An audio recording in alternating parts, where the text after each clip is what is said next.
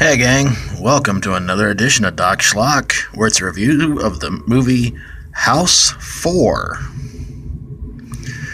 Now some of you may be wondering, wait a minute, how could there have been a House 4? Well, for some of you who have watched some of the previous House movies, it turns out that the horror show was technically House 3.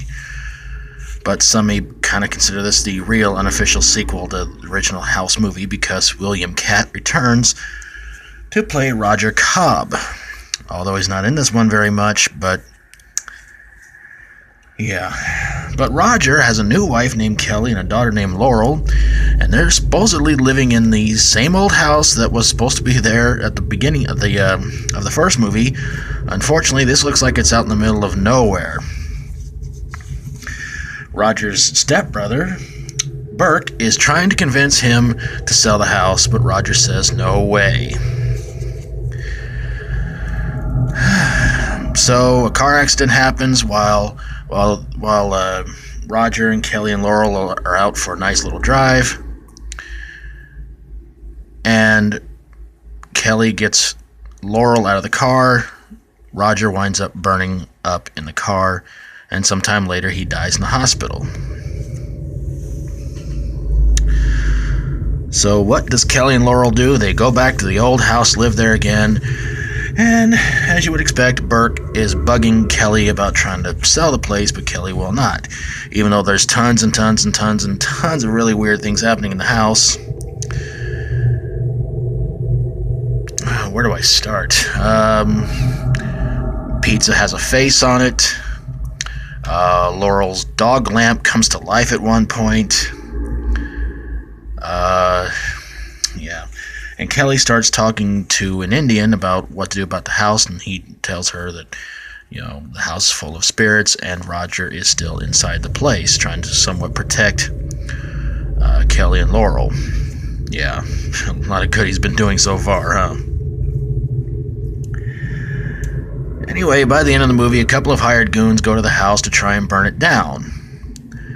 But it doesn't do much good. They wind up shooting each other when they hallucinate, when the house makes them hallucinate into believing that when one of them sees snakes trying to be poured out of a gas can, the other one sees bugs coming out of a matchbox.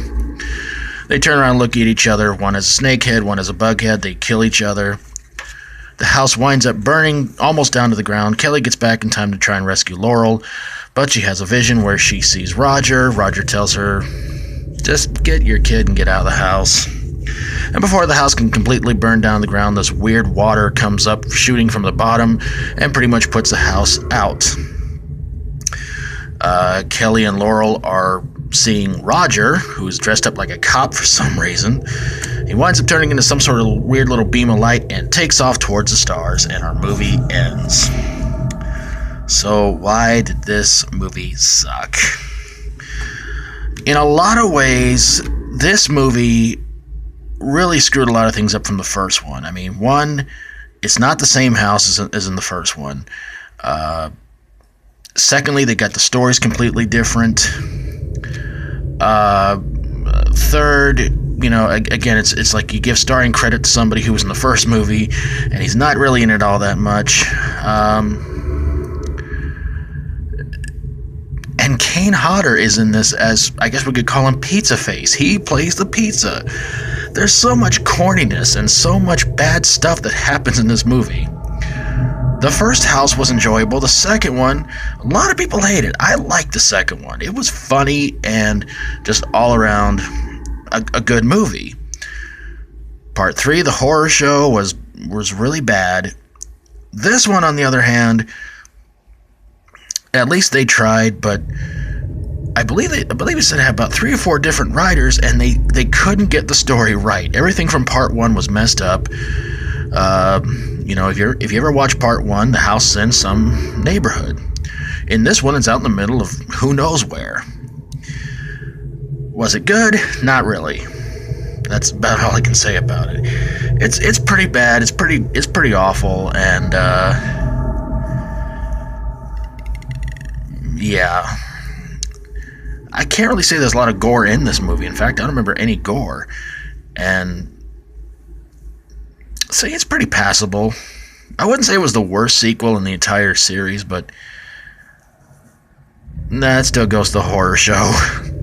But this one was bad. I'll put it to you guys that way. But there you guys have it. A review of House 4, Home Deadly Home. And however you feel about House 4, let me know in the comments below. Love to hear from you guys. And if you like my videos, feel free to subscribe. If you have a horror, sci-fi horror, comedy horror, fantasy horror movie that probably took place in a haunted house or a haunted trailer park or anywhere, whether it was a sequel or not, send it my way and I'll get on it ASAP. Thank you guys so very, very much for watching. And until next time, as always, stay strong and rock on.